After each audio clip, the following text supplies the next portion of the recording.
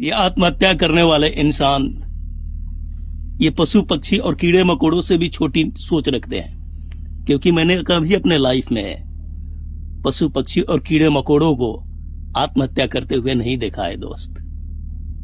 खासकर घर में जो सुसाइड करने वाले होते हैं वो घर वाले को बहुत बड़ी प्रॉब्लम में डाल के जाते हैं दोस्त, क्योंकि उनके पार्थिव शरीर को दाह संस्कार में पड़ोसियों का भय होता है, पुलिस वालों के इंट्रोगेशन का भय होता है, किसी तरह दाह संस्कार करते हैं, तेरा हबीबी खुलकर नहीं हो पाती है। वो शायद सोचते भी होंगे कि साला जीते जी भी प्रॉब्लम में डाल कर गया और मरने के बाद भी बड़ी भारी संकट में ये डाल के गया। खैर छोड़िए इन बातों को, मैं यहां पर एक स्टोरी बताता हूं। एक इंसान आत्महत्या किया। आत्महत्या करने के बाद जैसे कि जमराज के द्वारा धर्मराज के पास लेकर गया गया। धर्मराज ने उनकी लाइफ को पूरी स्टडी किया। इसके बाद बोला कि बोल तेरी आखिरी इच्छा बताओ। उस इंसान ने मुस्कुराते हुए बोला कि मेरी आखिरी इच्छा आप पूरा करेंगे? बोले धर्मराज जी की मैं कोई इंसान नहीं हूं कि अपने किए हुए वादों से मुकर जाऊं। मैं धर्मराज हूं, इसीलिए इस पोस्ट पर हूं। मैं मरते पर्यंत तक तुम्हारे दिए हुए वादों को मैं पूरा करूंगा, अपने किए हुए वादों को पूरा करूंगा। बोला है इंसान की मेरी आखिरी इच्छा यही है कि मैं अपने इच्छा अपने दुख को वहां पर व्यक्त करूं जिसका मैं अंश हूं, अर्थात वो मेरा पूर्णांश है, अर्थात वो मेरा परमात्मा है, और अपने परमात्मा के पास ही मैं अपने दुख और दर्द को व्यक्त करना चाहता हूं। भाई ठीक है भैया, चलो। लेकर गए परमेश्वर के पास। परमेश्वर ने अपने कायर बेटा को देखते हुए मुस्कुराए, बोले आ गए, बोल भैया तेरी इच्छा अपनी दुख दर्द को व्यक्त कर। उस इंसान ने परमेश्वर से क्वेश्चंस पूछा। बोला कि ये बताइए आपने हमें भ्रम की दुनिया में क्यों भेजे? क्योंकि दुखालय में पृथ्वी पर केवल भ्रम ही भ्रम है। कौन यहाँ अपना है कौन पराया है मालूम ही नहीं चलता है। मेरे को असफलता मिली थी लाइफ में, मैंने प्रयास किया, सफलता मिली, मैंने धन इकट्ठा भी बहुत किए, लेकिन भयंकर बीमारी में वो धन जाते रहा। यहां तक जब मैं रिचेस्ट पर्सन बन गया तो अपने थे ही, पराये भी अपने बनने लगे, मेरे पीछे चलने लगे। लेकिन जैसे ही धन गायब हुआ वैसे ही पराये को तो छोड़िए अपने भी साथ छोड़ दिए। यहां तक जो पीछे चलने वाले थे वो भी मेरे आगे आके लाफिंग स्टॉप करते थे। मैंने जिससे आकांक्षा रखा था कि शायद ये मेरे संकट की घड़ी में मेरा साथ देंगे, लेकिन किसी ने मेरे को साथ नहीं दिया। ये भ्रम की ही दुनिया तो है। परमेश्वर मुस्कुराते रहे।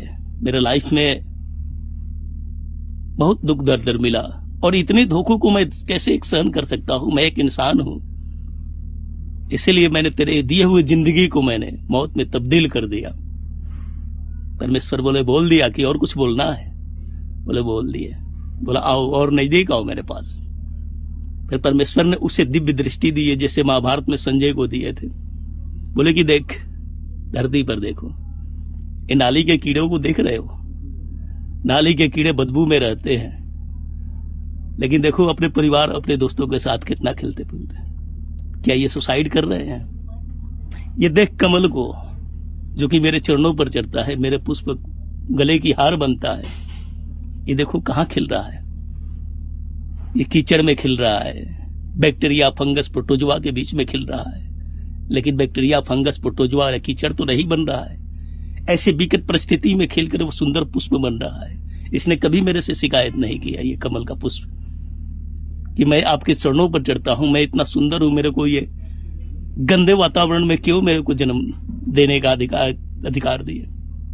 ये देख रहे हो गली के कुत्ते, तुमसे निचली प्रजाति का है, ये रोटियों के लिए भटकता है दोस्त। कोई इसे 2 रोटी दे रहा है, देखो कोई लाठी मार देता है, लेकिन ये घूमते रहता है तलाश में अपने। यहां तक इसके प्रजाति भी अपने में ही दुश्मन बन जाते हैं। एक गली का कुत्ता दूसरे गली में जाता है तो वहां उसे प्रेम नहीं मिलता, उसके प्रजातियों द्वारा लड़ाई होता है। इसके लाइफ के स्टडी करो, यहां तक इसके सेक्स में भी प्रॉब्लम होता है। जो ताकतवर होता है वो भोग करता है, और जो कमजोर होता है वो साइड हो जाता है। लेकिन यह क्या जिंदगी से हार के सुसाइड करते हैं? यहां तक प्रकृति के तीनों मौसमों का ये झेलन झेलते हैं। बरसात में खुले आसमान के नीचे रहते हैं, ठंडी में ये सिकुड़ते हैं, कांपते हैं, कोई कोई बोलते हैं, गर्मी का संताप सहते हैं, क्या ये इतने कष्ट में सुसाइड कर रहे हैं? और तुम इंसान, तुमको मैंने क्या नहीं दिया? तुमको सबसे ब्रिलियंट माइंड दिया, चेतना दिया, 2 हाथी दिया, सोचने समझने की शक्ति जानवरों से कहीं तुमको अधिक दिया। और तुमने सहायता की आकांक्षा किससे रखा था? उससे जो आज तक मौत पर विजय नहीं पा सका, वो तुम्हारी सहायता करेगा।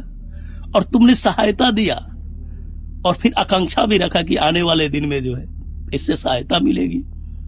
देखो दोस्त, जहां चाह है वहां दुख है, जहां चाह नहीं वहां दुख कैसा? तुम्हारी सोचने की आइडियोलॉजी जो गलत थी। क्या तुम ही इस धरती पर, देखो तुम ही एक इंसान अकेला हो जो धोखा खाए हो कि और कोई भी है? मैंने भी धरती पर आया था यार, मैंने अनेक कष्टों को सहा, गालियों को भी सहा, धोखा भी बहुत खाया, लेकिन मैंने तो सुसाइड नहीं किया। ये सुसाइड करने वाले यार कीड़े मकोड़े से भी बदतर होते हैं।